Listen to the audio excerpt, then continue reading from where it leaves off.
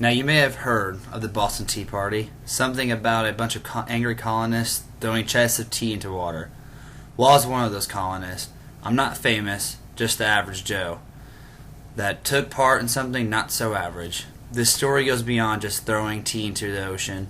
You need to know a few things just before the actual story.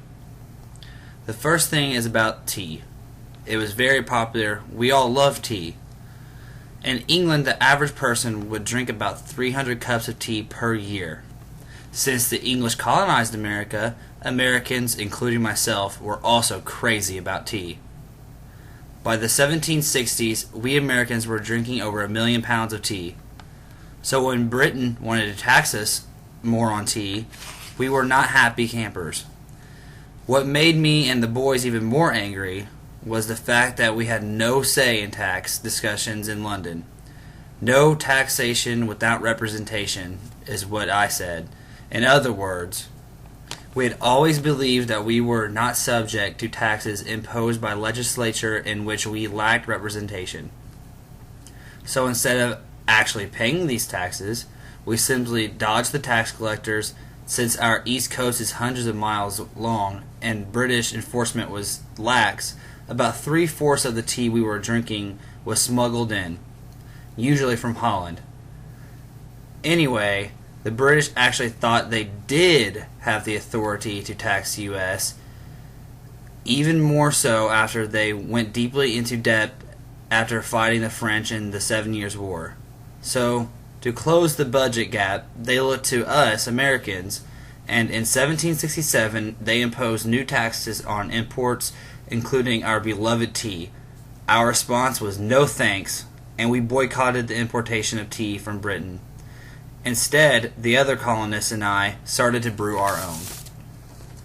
After a bunch of those British custom commissioners cried to London for some troops to help with tax enforcement, things got pretty heated. So heated, in fact, that those redcoats fired on one of our mobs in Boston. They killed several people. This was soon to be called the Boston Massacre. Under terms of the 1773 Tea Act, Parliament made up a new strategy.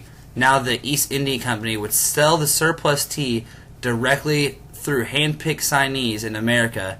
This would lower the price to consumers, which is us, and make British tea competitive to the smuggled-in counterpart, while retaining some of their own taxes. This sounds like a good plan, right? Well, we saw right through the British ploy and cried monopoly.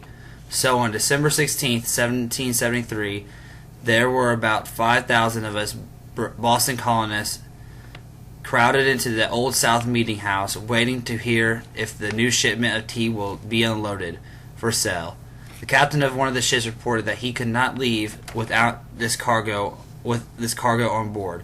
Sam Adams then rose and said, "This meeting can do no more to save this country." Then I said, "Boston Harbor Tea Party tonight." Then that night, me and about 49 others marched down to the harbor, stormed onto 3 ships, and threw 340 tea chests overboard. This really got British government agitated. They responded with the Corsive Act of 1774, which closed the port of Boston until we compensated the East India Company for the tea. Guess what? That never happened. Representatives of the colonies gathered in Philly to consider how to respond to continued British repression. This first Continental Congress supported our destruction of the tea, pledged to support continued boycott, and went home even more united in determination to protect our rights and liberties. The Boston Tea Party began a chain reaction that led with little pause to the Declaration of Independence and a bloody rebellion known as the Revolutionary War. I was part of that too, but I'll tell you about that another time.